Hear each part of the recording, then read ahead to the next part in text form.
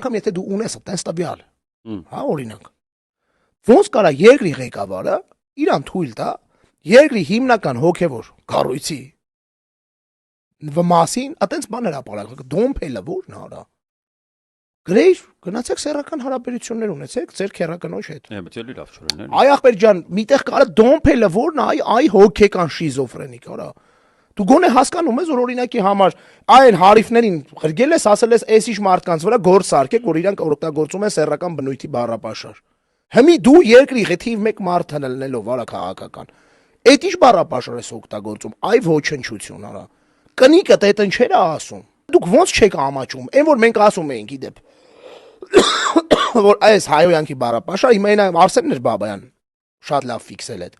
Մենք մեռանք էլ դատարանում, էլ հնարավոր բոլոր տեղերում ասել, որ դուք եք բերել այս ոչ նորմատիվային բառապաշարը մցրել մեր առօրյա